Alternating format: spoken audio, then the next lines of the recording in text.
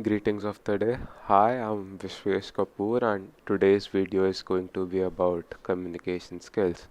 So, let's begin with what we make of communication skills. Now, communication could be described as a phenomena wherein exchange of information or transfer of information takes place. So, I say something, the person at the receiving end listens, hears it, listens to it, discerns it, and has some feedback to give upon it.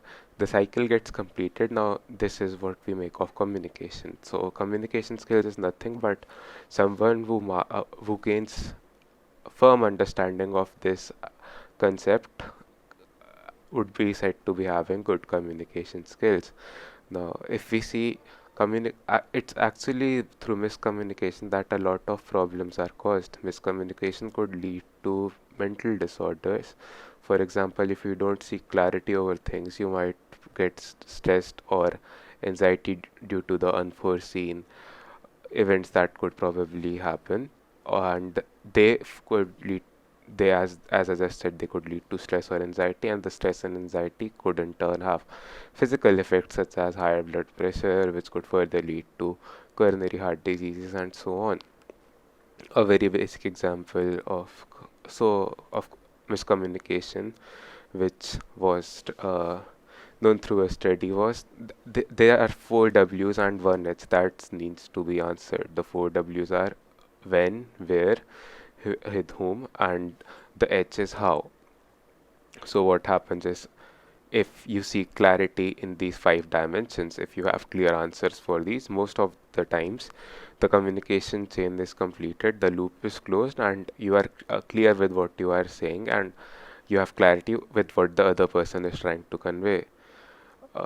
So in a study where hypnotherapy was conducted, uh, I would be taking this example. There was a mother-in-law and a daughter-in-law, and the daughter-in-law, for reasons which didn't hold a lot of substance, used to get angry upon seeing her mother-in-law.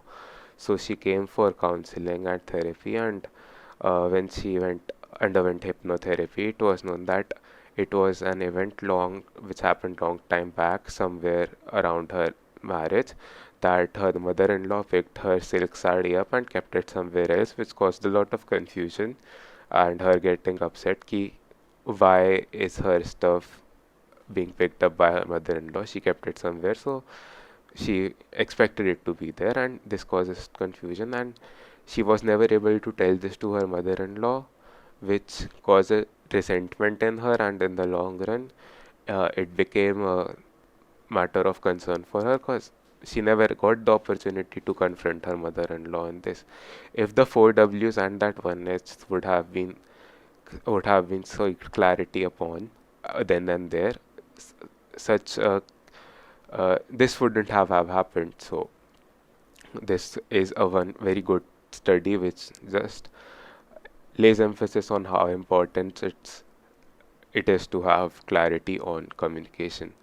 Now, what one could do to improve his or her communication skill is to try creating a closure for yourself as well as the party or the group of people you are communicating with. As I stated earlier, it's only the closed loop that completes communication. If the person whom you are talking to or yourself has the closure of the thing, your communications is happening perfectly fine. Your communication skills are good. Now, I will take another example. Supposedly, there's a meeting tomorrow. Your supervisor informs you there's a meeting. You said, okay, I'll be there. You didn't receive any prior information, any prerequisites that were required to go to that meeting, but you just know there's a meeting tomorrow. Now, at night, you might have thoughts about it. Your mind will wander off. What is the meeting about? Where is the meeting? Is it necessarily in the conference hall? Will seniors be there? A lot of questions will arise in your mind, which again could cause a lot of stress and anxiety in one. If then and there at that moment some sort of clarity would have been gained from the supervisor about the howabouts of the meeting, all of this could have been avoided. Lastly, a good way of being better with communication skill is practicing Rauji Yoga meditations. Of course, there are other forms of meditations as well, but what happens when you meditate is that your mind wanders off less. It feels light and easy up there in your head, and when you are at a relaxed state of mind, calm and composed, it's easier for you to think. You are more effective and efficient in the ways you think.